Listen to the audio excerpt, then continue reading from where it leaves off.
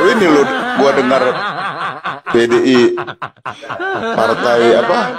Partai bersih. Nggak pernah, Bos.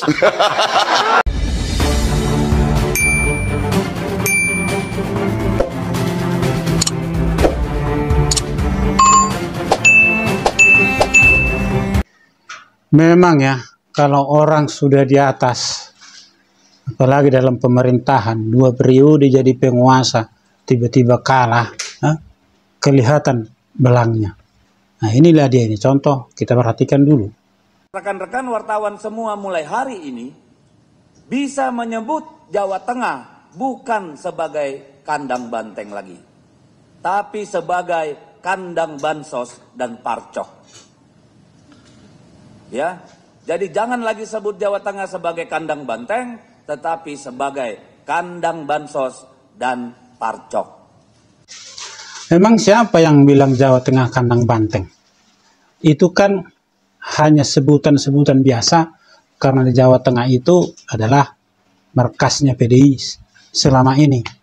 Ya, dan tidak ada himbauan untuk mengatakan bahwa Jawa Tengah itu kandang banteng. Ya, itu hanya julukan-julukan semata. Ya, tetapi sekarang dia berkata jangan lagi sebut Jawa Tengah kandang banteng, tetapi kandang bansos dan parcok katanya. Di mana letak ketidakbenaran atau kesalahan atau kesombongan orang ini? Dia mengajak wartawan untuk melabelin Jawa Tengah menjadi kandang bansos dan parcok. Ini kan sejenis penghinaan kepada Jawa Tengah.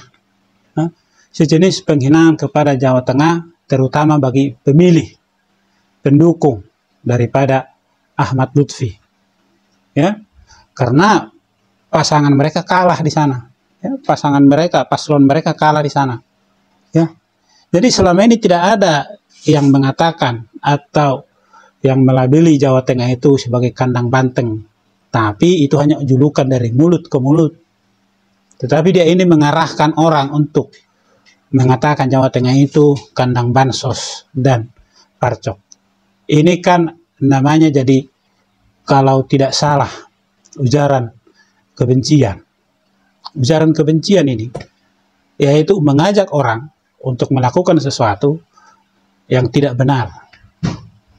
Mengajak orang untuk memberikan penilaian kepada orang lain, mengikuti apa yang dia mau. Nah inilah contohnya. Bagaimana contoh anggota dewan seperti ini mau kita dengar? Kalau dia mau menilai bahwa Jawa Tengah itu kandang bansos atau parcok, silahkan, itu urusan dia. Tapi kan dia mengajak orang, mengajak orang untuk melakukan sesuatu. Kalau saya beropini, saya memberikan argumentasi, itu argumentasi saya. Soal orang setuju atau tidak, itu terserah. Dan saya tidak mengajak mereka untuk setuju juga dengan saya. Tetapi ini dia mengajak, silahkan sebutkan katanya. Ini kan kebencian yang luar biasa yang dipertontonkan oleh orang ini. Ya. 2 periode menjadi bagian dari penguasa. Ya, mereka bersukaria selama itu. Masih ingat kan dia bilang hormat kepada Jokowi? Hormat Pak Presiden katanya kan? Siap Pak Presiden. Mereka berbaris semua itu. Dari Adian, Enrico, dia ini, ya, Hasto, semualah mereka itu. Siap Pak Presiden katanya kan? Untuk meledek kekalahan daripada Prabowo waktu itu. Ya. Sekarang dia kalah. Tapi Jokowi tetap menang. Ya, Jokowi tetap menang. Dia nggak terima kekalahan itu. Jokowi lah yang disebutkan sebagai orang yang harus bertanggung jawab pada kekalahan mereka. Ya, mana bisa? Ya kalau kalah aja. Untunglah hanya dalam 2 periode. Ya. Untunglah hanya dalam 2 periode mereka menang. Dan kalau seandainya mereka di periode ketiga mereka menang juga. Waduh, kagak tahu lagi lah nanti di periode keempat kalau mereka kalah akan menjadi sangat luar biasa. Ini kalah di sini, seakan-akan dia punya hak untuk memberikan penilaian kepada Jawa Tengah menjadi kandang bansos dan mengajak para wartawan kalau menilai silahkan, jangan nilai lagi jadi kandang banteng, tapi sebutkan jadi kandang bansos dan parcok. Sementara bansos itu sendiri ya, bansos kan bukan sekedar hanya kasih sembako, kasih seliter minyak, gula, beras. Bansos kan banyak bansos, mungkin dia juga pakai bansos itu. Jangan-jangan mobilnya juga pakai Pertalite atau keluarganya pakai gas melon.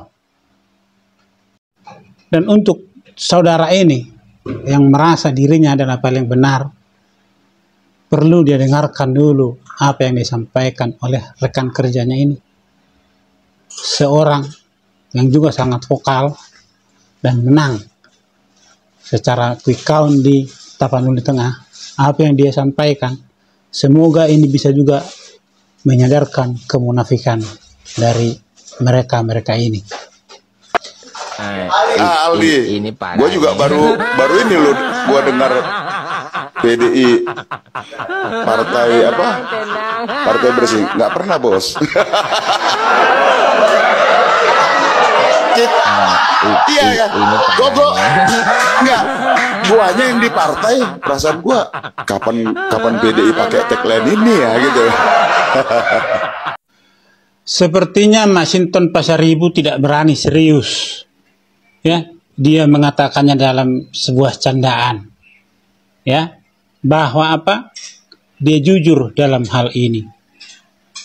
Pukulan keras, pukulan telak buat Deddy Sitorus yang merasa paling benar, yang merasa bersih. Ternyata apa? Ini jawabannya. Dengarlah. Semoga Deddy Sitorus bisa memahami lawakan daripada Masinton Pasaribu ini.